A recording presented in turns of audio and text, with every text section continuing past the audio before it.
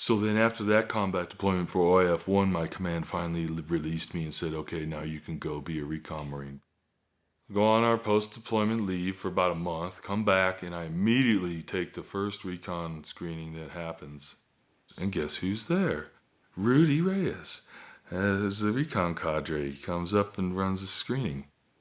It was great. So, of course, it's just an indocs, easy peasy for me. And I've been through McQuist, Marine Combat Instructor of Water Survival, as a Lance Cooley.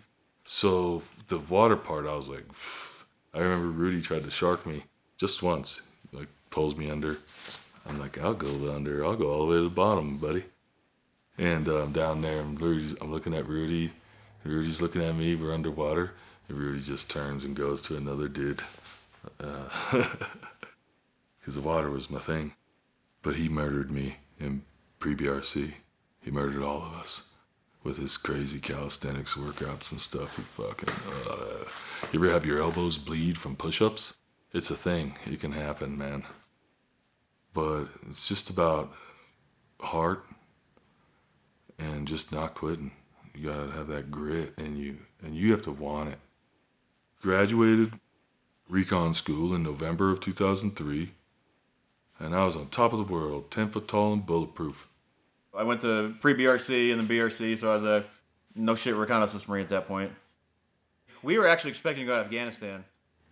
Everybody knew, even though we hadn't had the emergency redeploy message yet, we knew we were going back sooner rather than later. 2 deployments within a short amount of time were 2 different wars. And really, from OIF2 forward, it kind of stayed the same. You know, like in a very short amount of time, I think with some help from Iran and other outside influencers, their counter tactics to ours, like their IEDs weren't a thing. And OIF1, like maybe a couple, I don't think any at all. They definitely had some mines, but I don't remember the topic of IEDs until Fallujah. Fallujah was Stalingrad. Fallujah was a major, Way City was a fucking urban fight. We deployed February 2004. We didn't know what we were getting into. Most of a good chunk of the company was Bravo and Alpha were returners from the initial invasion. So I think in their minds we were going to Baghdad. No one had heard of this little place called Fallujah yet. We set up there at what later became known as Camp Fallujah. God, what a shithole. We were like fucking cowboys out there, man. It was nuts when we got to Fallujah. You could tell. I'd been to Iraq for the invasion, and then coming through, you're like, well, then now this is different. Because you didn't get any Bush #1s. We love Bush, all this America is great type of stuff. They would just mean mug us. And you could see it in their hearts that they weren't even afraid of us. This was different. They were like, oh. I was like, uh-oh. This is what I was meant to do at this time. You hear people say all the time, I was born in the wrong generation, or I was born here. I should have been in the Wild West. I should have been a buckaroo cowboy, or whatever they get fanciful in movies. No, every man there knew I was born for this moment, this place, standing by these brothers shoulder to shoulder. It was just a given. I enjoy adventures and I was living my dream. That's what I wanted. You have this vision of what it means to be a recondo or a SEAL or these things. And to me, I always wanted to be that ghost in the darkness around the campfire that made enemies of my country scared. They want to get closer to the fire. I wanted to be in those shadows. There's a field craft, there's an art to being a shadow. And that's what I always wanted to be. And God bless him, Mattis gave me that opportunity when we first got there for 3 glorious months. We were that thing that went bump in the night and scared the bejesus out of these people. Every time we were out, we got at least shot at, or somebody would try to set off an ID or something and get us. And yeah, so it was like we weren't fucking playing. This point was business, all business. The invasion was the invasion, but this was like, it's going to get nitty gritty. You could just feel it in the air. You could see it in the people's faces. We were not welcome. I was very changed. I was very different after Fallujah and Ramadi. I had some hard bark on me. I had to become really hard. We had to kill a lot of people. We killed men, and put them on our vehicles and drove through the freaking town because these men had killed one of ours and maimed Eddie, took Eddie's arms. April 7th, we were moving to this ammo supply point. We were going to run operations out of there to, to hit them from a different position and do some, some other stuff at a different spot, in layman's terms. And we didn't make it there. We were actually just on a milk run. We were taking the company headquarters down, escorting the company headquarters down to the Rock ASP, north-south route down Boston, and everything just went quiet. That old West movie, freaking tumbleweeds, the whole bit. We knew we were going to get into something. In fact, I do remember when we made that left, there was a gas station, for lack of better words, and there was about 30 or 40 dudes, I don't know if you heard this part, that were sitting up against the wall, and not fucking one of them looked at us. Not one. And it hit me then, but it, elevated my fucking, like my, the hairs in the back of my neck. But in hindsight, fuck yeah, dude. They weren't looking because they knew something was right up the fucking road. Eddie told me years later that he broke his Wiley X glasses out of his bag. He'd never even worn them before. He's like, I think I'm going to need these. And it was like the only part of his body that I didn't have to fix. So I was really happy about that because I hate working on eyeballs. This road is the one we always got hit on. I'm in the lead vehicle for the company. I could see shit's not normal. And this car was driving down Route Boston, and then when it saw us, it was like, U-turn and fucking floored it out of there. They set up what shouldn't, if you are any student of tactics, shouldn't work. A circular ambush. Because in a classic battlefield, they're going to just shoot each other. But we were up on an elevated dike road, and they were able to deconflict fires and had primary points, good hardened points, and it was a very well set out ambush. We ran into a shitstorm. And then it cooks off, man. We got hit by roughly 60 to 80, potentially 90 dudes on multiple positions, and they hit the first fucking vehicle real hard, hit the second vehicle hard.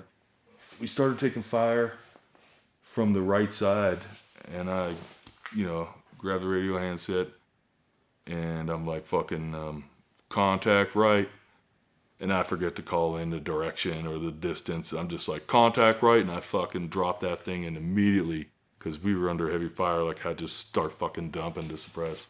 And I remember seeing dust kicking up on the right-hand side of the road, and it was like almost like wind was kind of swirling right there.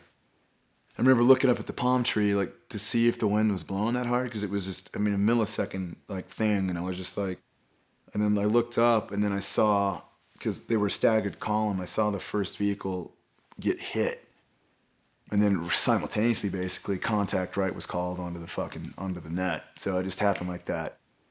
Vehicle 1, I was in Vehicle 2, Vehicle 1 was Eddie and Mike's.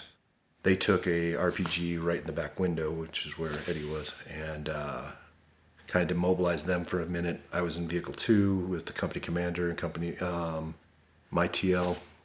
All of a sudden, it was just like fucking the whole world opened up on us, and we were fucking stuck in the kill zone. And bullets were whizzing by and snapping by. And when a bullet comes by your face or your head, it makes like a loud, you get that loud snap. Like, oh fuck, that one was close, you know what I mean? And then I remember looking at the dust, falling back at that, and seeing muzzle bursts on top of the fucking, the berm. It's so weird to think about this now, but those dudes were just, I could see it, just in the prone, fucking shooting at a 45 up there, but not at us. They could have fucking lit us up from right there, but they didn't. They were hyper-focused, wrongly on their part, because they're not trained, on the first and second vehicle. They should have waited a little bit longer or barricaded the fucking road or something. They could have done a lot more, but thank God they didn't. For our sake. What the Marine Corps teaches, like in a close ambush, you have to assault through. Fuck. Oh, that's true. And that's kind of fucked up place to be in, where you're just fucked. So I thought I was going to get shot in the face for sure. But I had to be gunning. Like, I had to be returning fire. Because we were, at least there was a chance there. And I trusted that our Bravo element, they were executing their SOPs and stuff, which of course they were. Everybody was fucking awesome. Did a great job. They were volley firing these RPGs at us. I kept hearing them explode. And then, since I didn't see them, I thought maybe they were behind us, firing at the vehicles behind us. But, when they come right at you, you don't really see them. They were just missing us. And I went to fucking suppress where they were firing them from. And I went back over here and started shooting at these dudes behind this barn that were firing at us. And that's when that RPG hit me. Bravo element did exactly what they were supposed to do, peeled off right, did an L counter ambush, and we were stuck in the kill zone. There was 3 vehicles in the front, the Alpha element. I was the Bravo element. I was the 4th vehicle. We broke off and did a contact right L-shaped counter. We broke off, went right, formed a little bit of an L going that way. So I just was to see what it was like to die. I remember yelling out that I was hit really loud. Like, I'm hit. And then I immediately felt stupid. Like, I don't know. It just felt cliche. I was just like, shut up, Eddie. They were conditioned to deal with the U.S. Army tactics in the area, which is 100 vehicles moving 100 miles an hour, stopping for nothing. 5 to 10 vehicles rolling through at maybe 30 miles an hour. They were not prepared for us to stop in the kill zone, pull all the 50s, dunk, dunk, dunk, dunk, take aim, and put down hate. We followed Marine Corps tactics of close with and destroy in a near ambush. And then we had all the guys, not all, but a majority of them closest to us with their backs to us. So we just started shooting them in the back as they were shooting our guys in the front. And I remember briefly thinking that I'm gonna miss my loved ones. And I wish I could tell them, that I love them. And then for a brief moment I thought, they're gonna have to go through life without me and missing me, and I'm gonna miss them. But then all of a sudden I realized, well, from this perspective, from the other side, I guess I was, that it was okay. Everything was okay. And even the time spent without me, it really was not even a blink of an eye. Like, it was gonna be okay. Then I remember thinking, I wish I could just let them know that it's all good. What they absolutely were not expecting was Brent Morrell, our captain, to just say, all right, follow me. And he led a dismounted charge through a wadi and water, hills, everything, right into the mouth of the enemy, and completely disorganized their attack. He gave the ultimate sacrifice that day. Our captain gets out, charges the fucking ambush. And he was a grunt officer and was a tough son of a bitch. But he gets out and fucking charges the hill and gets fucking shot. And I didn't know this because I was at the other end. I wasn't dying then, not just yet. I kind of realized that, And also at some point too, and at some point too, I was like, stop, calm down, because you're gonna go into shock. And then, when I thought that, it was like the lights turned on. They get ambushed. We're QRF. So when one platoon was out from the company, the other platoon's on QRF, 5-minute QRF, and then you'd have a platoon from the other company on like a 30-minute QRF. So we get spun up pretty quick. I mean, we're rolling out of there easily within 10 minutes. And I remember looking down at my left arm, and it hurt. And I remember seeing it was just like hamburger. It was gone. And kind of burned a little, cauterized a little, which, it wasn't like squirting blood out like a movie. It was all splintered bone and just splayed flesh, just nasty looking. I remember thinking, fuck. And then my right hand hurt. And I just, like my vision's still coming back in, and I raised my right hand up. And I look at my right hand, and it's gone at the base of my palm. And like I've said before, it looked like all the bones and meat got blown out of my hand, and it was just like an empty glove that got fucking tore up in a garbage disposal, just nasty, just hanging there. And I remember thinking, fuck, both of them. And I looked down at my left leg, and that's when I was like, uh-oh. Because my femur was sticking out to the side. The whole top of my quadriceps was like blown off, pulpy mess. And I could see with every heartbeat just a large amount of blood pumping out of there. And I remember thinking, shit, I need to get a tourniquet on that right now. And of course I didn't have any hands. and the dismounted element that broke off to the right, they had Ross McFadden, Dan Griego, Lilley, the whole crew. No one expected them to come from their left and just start laying down hate. Countless guys there shooting them on the run. You know, I'll never forget that, shooting and missing and seeing the dirt hit, and no time to really dial anything. And I wasn't a sniper yet, but I could shoot. And I was shooting these dudes from, you know, maybe 100 to like 200 out. Seeing dudes fall and tumble and running into the fucking field and shooting at them. But a lot of dudes moved into this field. So Maison got a tourniquet on my leg. Eric's trying to put a tourniquet on his right arm with one hand. He gets it on there and he turns around and tests out this tourniquet on my leg, and it fucking, he comes around like this and he pulls on it to make sure it's tight, and it just beep, pops off, which probably ended up saving my life, because if I would have oozed, you know, I would have lost much more blood if it was just loose but not really on there. Fuck. Maison was like, oh. I'm like, it's cool, just get it, put it back on. Like me, I'm staying calm because that's the only thing I can do. I don't have any hands, so I'm like, okay, I can talk to this dude, like my buddy, and like, don't worry about it, just fucking put it back on, you know? They got the tourniquets on my leg, tourniquet on my leg, and tourniquet on each arm. And all of a sudden we stopped. And it was one of the most frustrating things, because we're stopped. I think we were stopped for a better part of half an hour. And we know they're still engaged. We know they're still engaged, but apparently the word that the headquarters was getting is that they were being overrun, and there was concern that if we show up, we're just going to all basically be slaughtered. I don't know exactly why, but it was very frustrating, to say the least, for us to know that we're sitting on our asses. You know, we move 15 minutes this way, and we're going to be engaged with these guys and hopefully saving our buddies. And we're sitting there, you know, just twiddling our thumbs. And we're still fighting out of the kill zone. Eric got his tourniquet on. The fucking Humvee's all fucked up now, and flat tires and shit. I think the fuel tank was ruptured, like we were leaking diesel. We stepped on it, man, and as a result, of course, now we're separated from our main. We're separated by 100 yards or so. Meanwhile, they're running up and trying to finish us off. You see them, you know. Batista punches north, Solo, myself, and Stafford go south back towards where we came from, and shoot a bunch of dudes. And one of those dudes tried to blow us up with a fucking grenade, pulled a grenade, blew himself in half. He was still alive. He was crawling like a fucking zombie.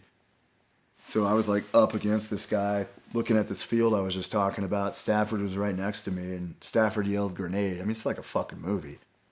And I looked down, and this dude is like looking up at us with a grenade, and pulls the fucking pin, and he's shot. You know, I thought the guy was dead. And one of us shot him, or both of us did, and was not dead, dying for sure. It was his last-ditch effort. I mean, pretty badass on his part, to be honest. I would have done the same thing. And waited till we got right the fuck up on him. And detonated, blew himself up. But the funny part is, to make light of the situation, he yells grenade. I look down and see the guy's eye. Look at Stafford. We start laughing. Because it was just a reactionary thing to do, like surreal. So we start fucking running. I felt like I had parachutes like on my legs. I felt like I wasn't running fast enough. And I was laughing at the same time. He gets blown in half. We get there, there's not much shooting going on, but my team rolls up, and we literally park right next to an IED. I get out, I'm on the right side of the vehicle. I get out, I'm doing my 5 and 20. I very quickly see there's a dead guy over here. But then right off the road, I mean, literally just lined up with my vehicle, and this happened a couple times on that deployment. There's literally an IED right here just off the road, you know, on the shoulder of the road, basically, a 152 or some kind of artillery piece. I track the wire down to where it was, and the dead guy is sitting with the wires. There's a car battery in front of him, and he's got the wires either in his hands or right next to him. So he was supposed to initiate this IED, but one of the guys in second platoon had killed him already, fortunately. We ended up like getting behind one of our other Humvees, and that's when like Dell and some other Marines ran over. I remember First Sergeant Santiago. I remember him running up. He's like, "Hey, cooker, are you okay?" He's Puerto Rican, you know what I mean? And half the time you can't understand him. I could understand him today, that day. Eric says, "No, First Sergeant, we're all fucked up." He's like, "Don't worry, I will take care of you." It was great. It was great. And I remember being relieved, like, whew, okay, I got my tourniquets on, and now I got my corm, and I trusted Blair, Doc Dell. I knew I was good if I got back to him, at least now I could make it to the Kazavek chopper or something, Well, tragic in losing Brent, it could have been so much worse that day. And that was my first real baptism by fire. I'd been shot at, skirmishes, little things, nothing you call a gunfight. But that was my baptism by fire that day, and definitely set the tone for the rest of my career. So he pulls me out, they get me on a stretcher, they run me over to like this flat top Humvee, and they put me in there. Firefight's going on, music's up on a 50 cal now, like fucking dumping. And I raised my head up, and I was like, "Get some music," and I was like, whew, almost passed out. So out of breath, I was like, I better just shut up and just conserve my energy here. And I just focused on my breathing and relaxing and like trying not to go in shock. Sporadic shooting just here and there, but I mean, by the time we got there, it's probably 45 minutes after the ambush started. In Marine Air, there's a Huey and Cobra flying around, and between the air support and second platoon, I mean, there's just fucking bodies everywhere in this field. There's basically like all the bad guys are either dead or have run off at that point. So the helicopter comes finally. Man, I think it was like fucking 45 minutes from the beginning of the ambush. Like I got hit like in the first 30 seconds or a minute of it. I had to sit there and wait. And I didn't know the status of like I knew my teammates were all alive and they were pretty, I knew Eric's arm was really fucked and broken and shattered. But I knew that everybody else was kind of okay, But I didn't know about Captain Morrell. I didn't know about Tony Miles' wound either. But the helicopter came. I finally heard the helicopters, and then they come and they grab me and they run me into the 46th, and they put me up in there. And then I see him bringing in Captain Morrell, and I was like, "Oh fuck," because he was white as like a ghost. Like, you don't get that. I mean, I knew. Oh shit, You couldn't hear anything, but I was like, hang on, sir. Fucking hang in there.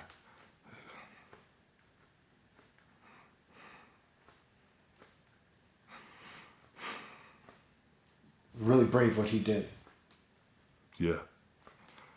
And I didn't know about any of that till later. Saved our asses. Yeah, that was a pretty rough day. Captain Morrell, who I'd gone to BRC with, he was killed. Eddie Wright, who he was actually my land nav and swim fin buddy in pre-BRC, he got hit. Eddie's leaning out shooting, and RPG hits his saw and goodbye hands. But that was that was a rough day. They call us into this big formation, this big school circle as we call it, and our company commander, Captain Richardson, we're doing sit, kneel, stand basically, and he's like, Captain Morrell was hit. He died midair on the way to fucking Germany, wherever the hell he was going. Eddie Wright is severely hurt. He's on his way to fucking Germany. Multiple casualties, and that's the guilt didn't really hit then, but it hit me.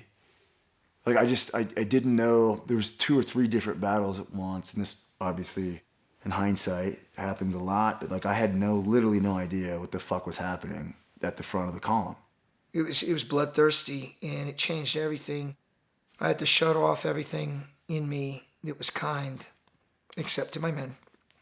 But even to my men, it was very, very hard, because it's cruel to be kind out there.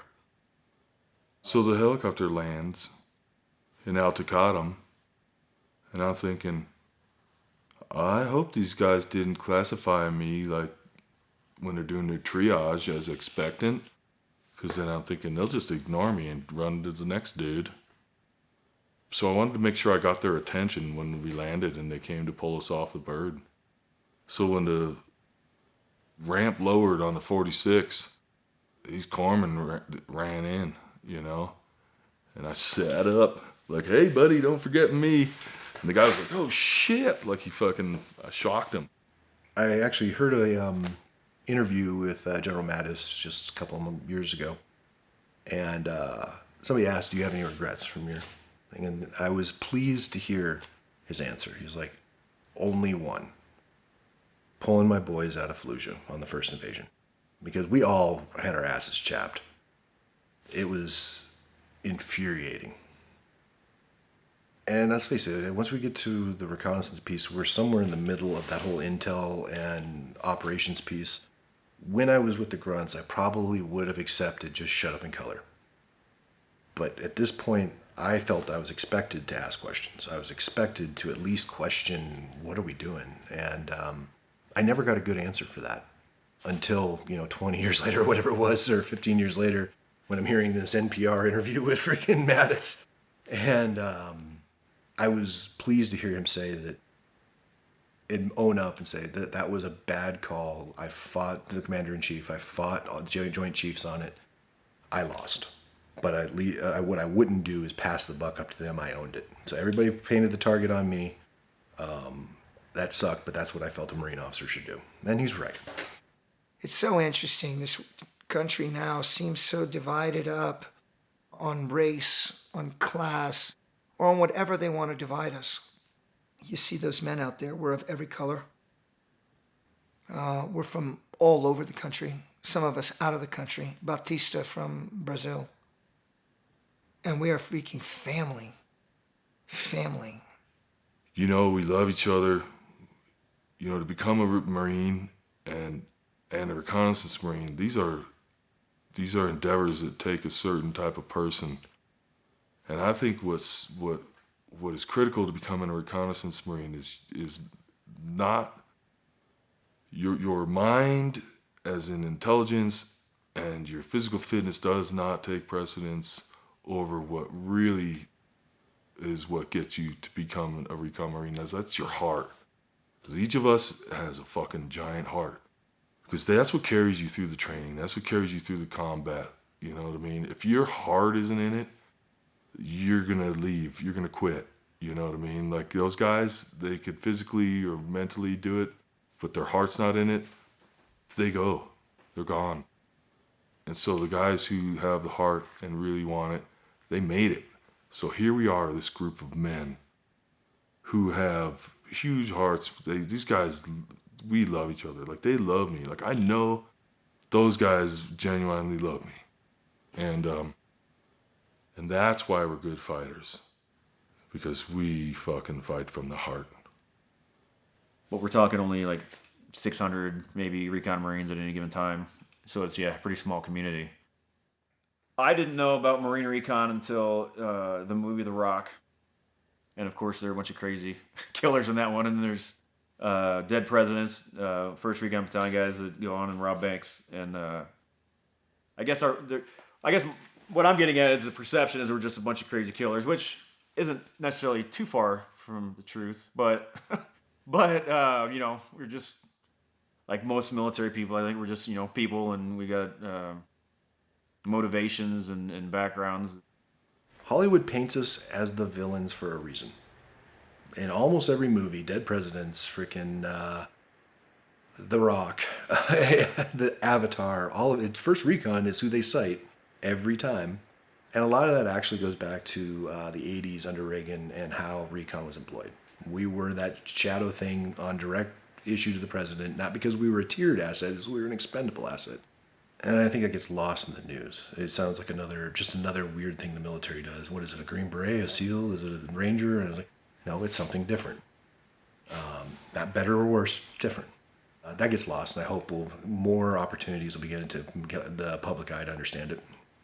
To me, they are special forces. We're trained. We do the exact same things as other units. We're still parachuting. We're still Halo. We do the exact same fucking things, but we're doing it all kind of internally to the Marine Corps, the Marine Corps mission. To me, we're still special operations at the reconnaissance level. Still fucking studs. Kids do the same fucking thing as the SEALs. We go to the same schools, do the same inserts. Like, it's the same, but like, it's the funding, it's the politics, it's the mission set that changes. But the schools and the type of guys are the same fucking guys. So Yeah, that's just really the only difference. We thought we were young and naive. We thought we were liberating these people from a despotic regime. And we did for a moment. And the regime was despotic, but ultimately a massive power vacuum. And the foreign policy was not formulated in a way to be successful. We created that power vacuum whoever, I still haven't put my finger on who made the fucking last call on this one, to fucking yank the rug out from that fucking plan and leave all these dudes with no money, no income, no way to support their families. And then all these other guys, finally, we're going to get revenge on these motherfuckers. So we basically started a civil fucking war with us as like the fucking, both sides didn't like us, you know? So in hindsight, I hope historians can see whatever it was that made them decide to do that maybe wasn't the best fucking choice. But of course, man, you were not fighting for politics or anything like that. I'm a Marine, and I fight for my ideology and what I really believe in my heart, and the love of America and my fellow Marine. It was never politics, you know? And on that note, I have even respect for the guys that were fighting us and, you know, whoever the man was that fucking blew my hands off with that rocket-propelled grenade. How can I hate that dude if he's fighting for what he believes in? He might be misguided or, you know, fucking I might be misguided. I could think about things logically like that. There's no harm in that. But I like to think that that dude was fighting for something that he believed in, just like us. You know, it hasn't been easy. But I've managed to just keep going, one foot in front of the other. This is a long ruck, you know what I mean? And to try to keep my perspective as one of being grateful and appreciative. And gratitude does a lot, goes a long ways into pulling you out of these pits of despair. You find something to be thankful for and grateful for. It'll change your perspective.